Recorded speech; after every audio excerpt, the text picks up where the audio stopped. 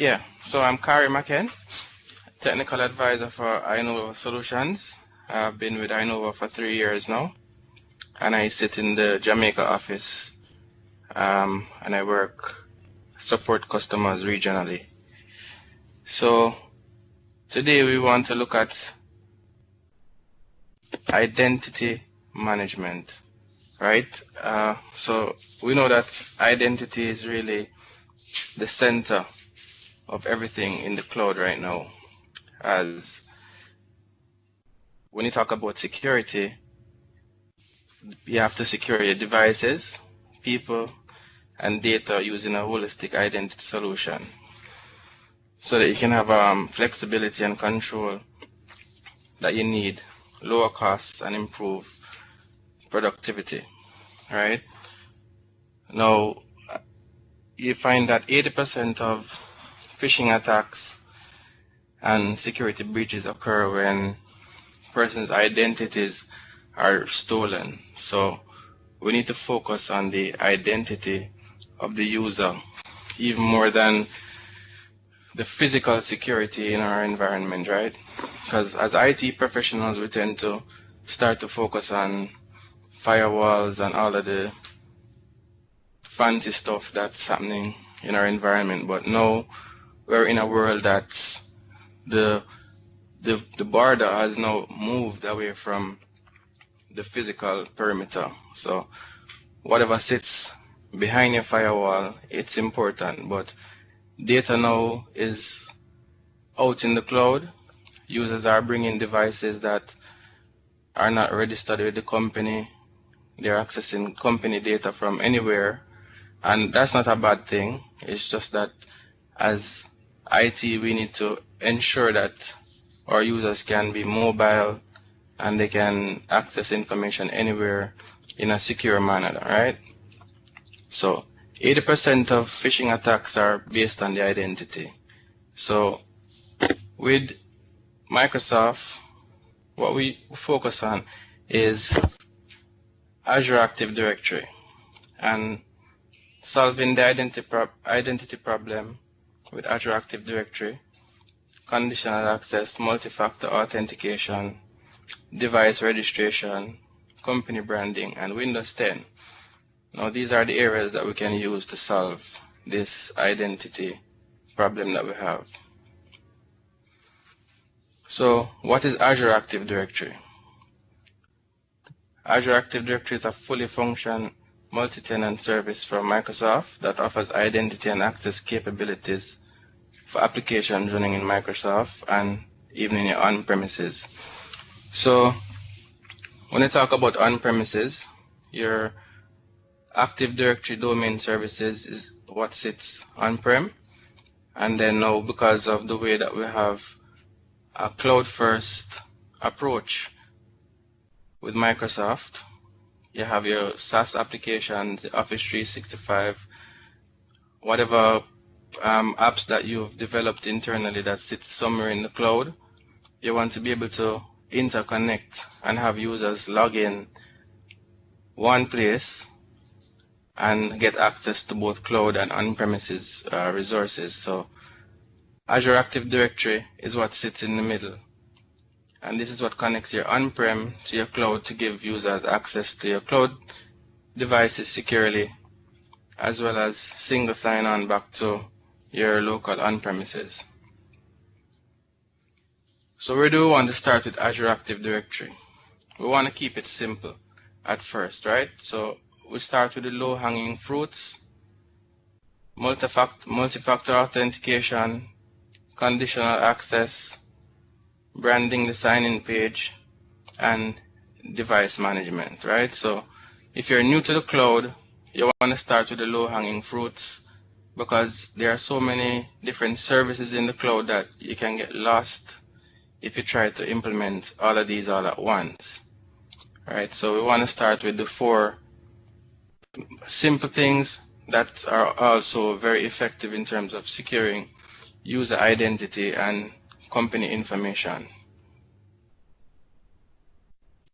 So what is conditional access? Users are bringing devices from home personal devices, the access information inside the organization, outside the organization. So what we want to do is to secure the actual information and not to worry about the device or the user. So what we want to do is to have conditions. So if a user has a username and a password, a legitimate username and a password, that doesn't mean that it's the actual user that is using that device. It could be that that username and password was stolen. So what we want to do now is to have a condition that says, okay, if you want to access company information from a device, your device has to be registered. You have to have multi-factor authentication. So what that means is that you have a second factor. So yes, you have the username and password, but now I'm going to ask you for a PIN or a phone number that you can verify that yes, you are who you say you are, right? So conditional access, you have to meet a certain amount of criteria to be able to access that information. Conditional access is not intended to be the first factor of authentication. This is assuming that you've already gotten into the company portal and now you're trying to access a specific app or some specific type of information. And then once you try and open that app, you have to meet another set of conditions.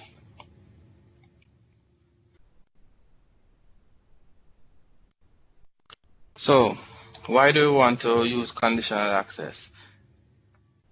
Users' risk factors can be a determining factor in terms of if you give access to company information. So let's say, for argument's sake, there's a user who, based on his IP address, you're kind of concerned about that user.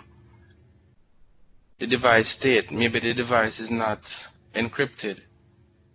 Then you can block access to that particular information.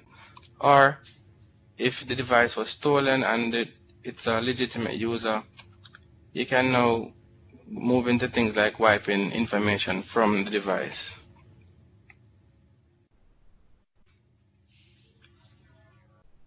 Multi-factor authentication, as we discussed, as was mentioned earlier, with conditional access.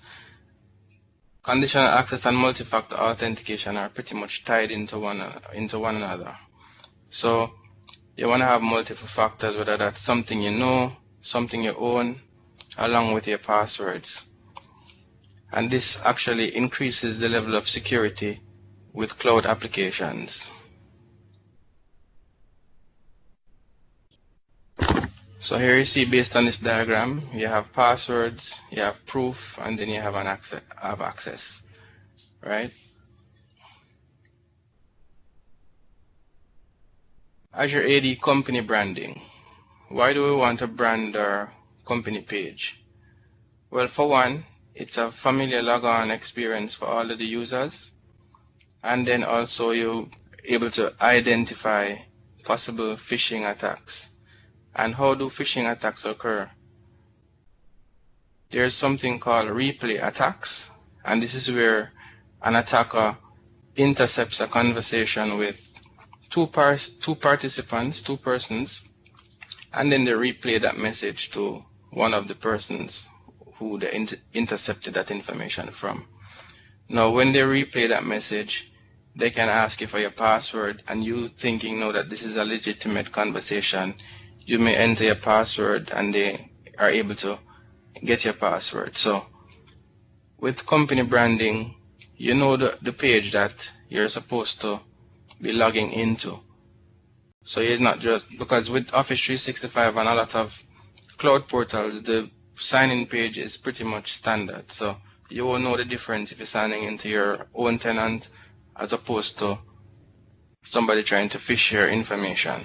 So we want to brand the page so that users know that this is where I'm supposed to sign in, and if they see something peculiar, then that's reason for alarm. Azure AD device registration. So what we want to do is we want to bring all devices into the view of the IT department, because in this time now we have a lot of BYOD devices, bring your own devices, and we don't know sometimes what apps our users are using, third-party apps that maybe apps that are phishing information, and this user now, who's a legitimate user, has a username and password and can access company information from wherever. So the apps that they log into, we don't know all of the apps. There are third-party apps, personal apps. So we want to register the devices in Azure AD. So now with Azure AD, we can now add policies to the devices, such as saying, hey, the device needs to be in a certain state. The device needs encryption to be able to access information. And then once the devices are registered in Azure AD, we can now do things like selectively wiping information from the phone. If a person, for example, leaves the organization with their personal devices, we can selectively wipe personal information from the phone without affecting company data, without affecting the personal data of the user, sorry. Right, so it's important to register devices once it's a personal device. And also, company-owned devices, we still want to register them because they can be stolen, passwords can be stolen, and unauthorized persons have access to the devices. So we want to be able to remove information as necessary. And device registration is also the centerpiece of conditional access, device conditional access, and information conditional access. Windows 10 is also a big part of the identity protection, as built into Windows 10 you have Windows Hello for Business. And what Windows Hello for Business does, it actually replaces passwords, because passwords are easily phished and they're stolen. With Windows Hello, what this does is it gives you, for the second factor of authentication, it uses biometrics or fingerprints. And biometrics or fingerprints can't be phished. So this would solve the phishing problem. So you would use your password, and you would use a username, use your password and your facial recognition or a fingerprint to log into your information.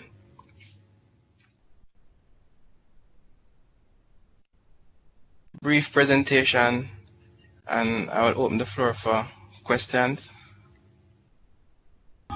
Yes, I have a question.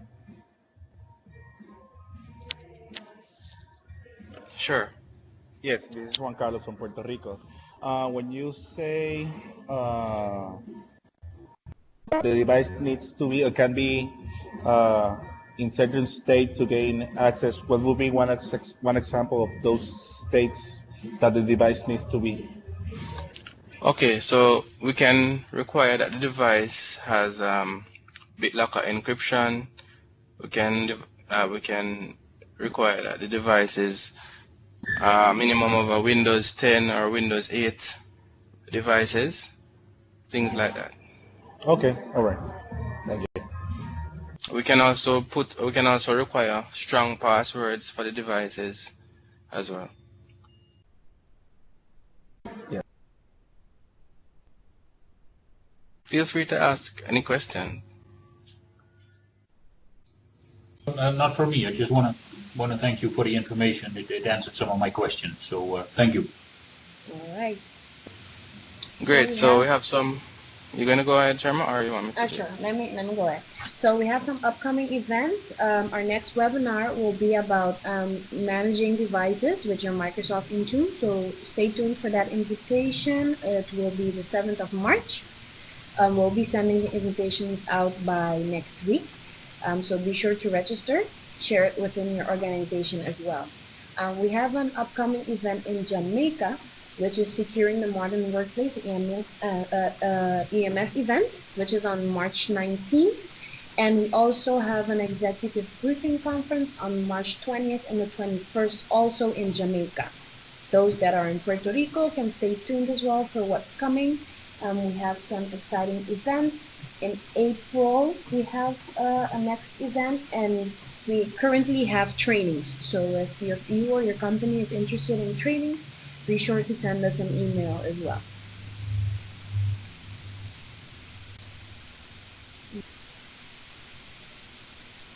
So thank you guys for joining. We hope to see you at our next webinar. If you guys have any questions, feel free to contact Carrie. Perfect. Thank you. Bye-bye.